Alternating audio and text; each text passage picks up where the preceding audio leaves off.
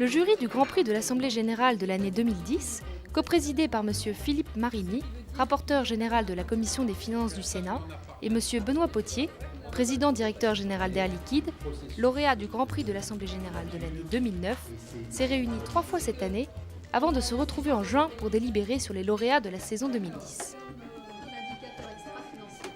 Ce jury particulièrement prestigieux, composé de 25 membres appartenant au monde de la finance, de l'entreprise et de l'enseignement universitaire, s'est ouvert cette année à de nouvelles personnalités, avec notamment 3 femmes, mais aussi 3 dirigeants de grands fonds d'investissement.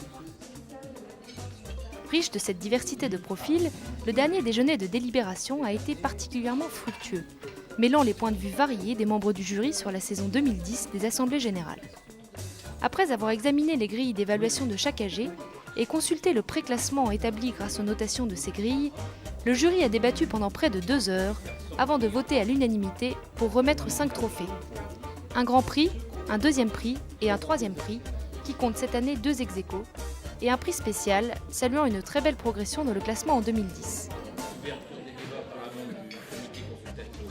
Les membres du jury se sont également félicités des nombreuses innovations qu'ils ont pu observer cette année dans le traitement de sujets qui leur tiennent tout particulièrement à cœur, comme la présentation des risques et la RSE.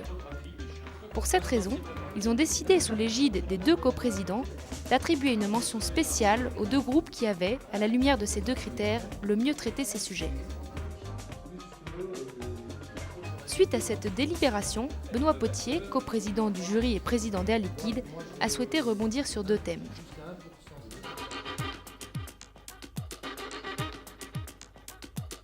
Le jury n'a pas de difficulté puisque nous avons établi des grilles de critères, donc c'est la partie quantitative et qui donne finalement un classement.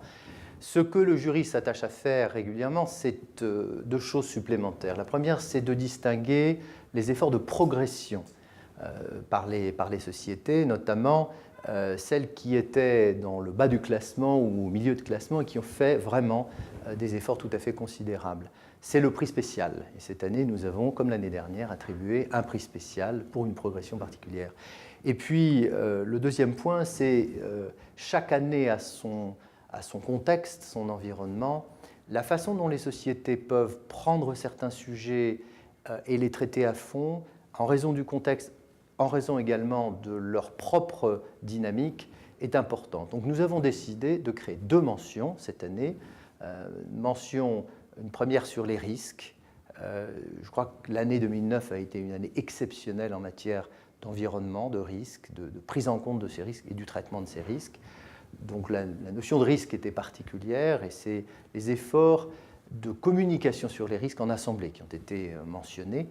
Le deuxième étant un sujet plus fondamental et plus profond dans la durée, c'est celui de la responsabilité sociale et environnementale qui fait partie de plus en plus de l'ensemble des éléments de communication avec les actionnaires. Donc voilà les 2 mentions que nous avons décidé d'attribuer cette année.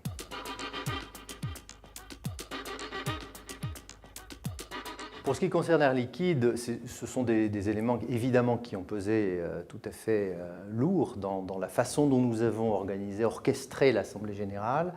Nous avons un métier de très long terme, donc ce sont des thèmes que nous avons déjà intégrés depuis assez longtemps. Nous étions cette année hors concours, donc de toute façon nous ne serons pas dans le classement, c'est la règle bien sûr. Je crois que il est peut-être temps de reconnaître qu'une société, certes, se définit par ses résultats financiers, mais doit aussi, pour gérer le long terme, intégrer les paramètres qu'on peut appeler extra-financiers. Le développement durable en fait partie, la gestion des hommes en fait partie, le capital humain, la gestion des risques aussi, bien sûr. Et il me semble que la tendance pour les années qui viennent, ce sera d'équilibrer les résultats financiers avec des critères qui iront bien au-delà. Et c'est ce qu'Air Liquide a essayé de faire cette année en présentant un certain nombre de critères et d'éléments de mesure pour que l'actionnaire ait finalement le plein jugement par rapport à l'activité de la société.